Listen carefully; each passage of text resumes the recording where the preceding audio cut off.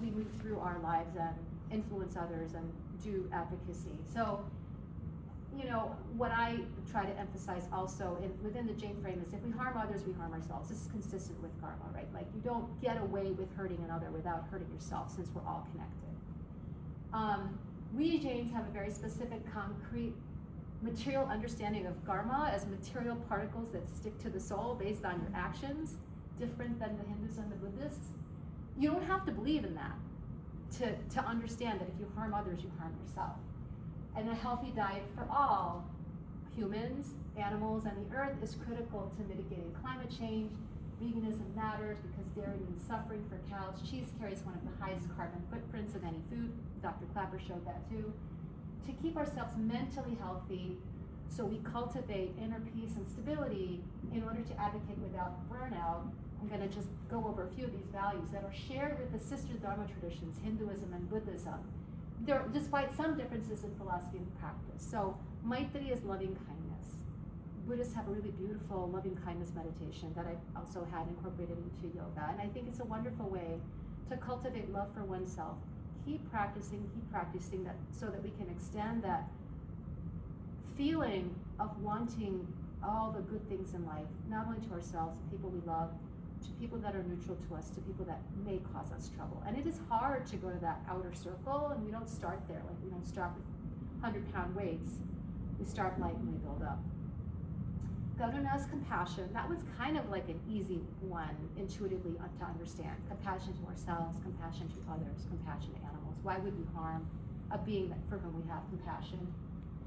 Pramoda is sympathetic joy. This one is interesting. I'll give you an example. When the Barnetts received the award last night, a lot of us were like, this is great, they so deserve it. It's like we're happy for them. We're happy for seeing the virtue. We're happy to see others do well.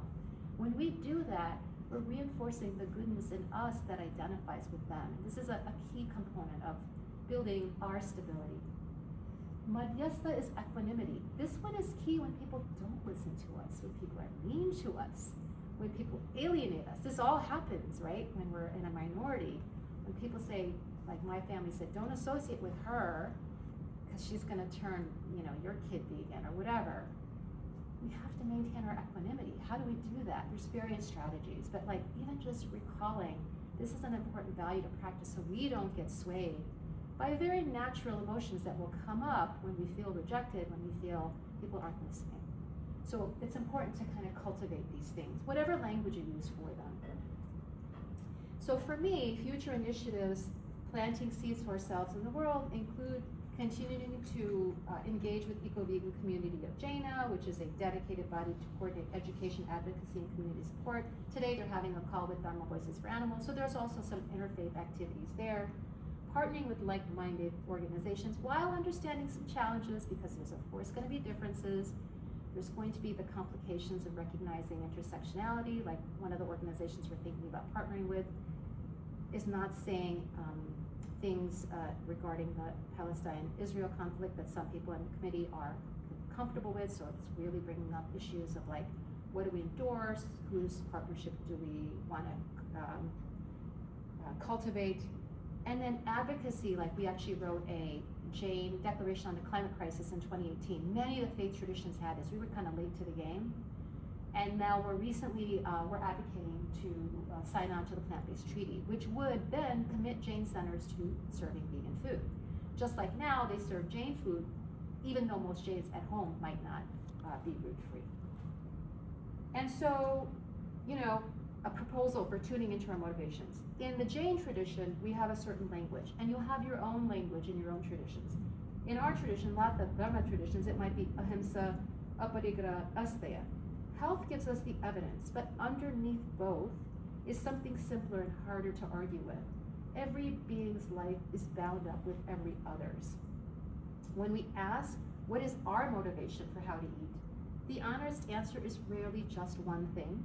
It's health, it's our teachings, and beneath both, it's care. Care for the cows, care for our health, care for other beings, the smallest creatures for the water, the air, and the generations that will inherit what we leave them. Tuning into that care, rather than resolving it to a single motive, may be the most honest and durable place to build from. not only for James, but for all of us together. Thank you for participating. I'm here longer. Lunch, I think, is going to go on for a while.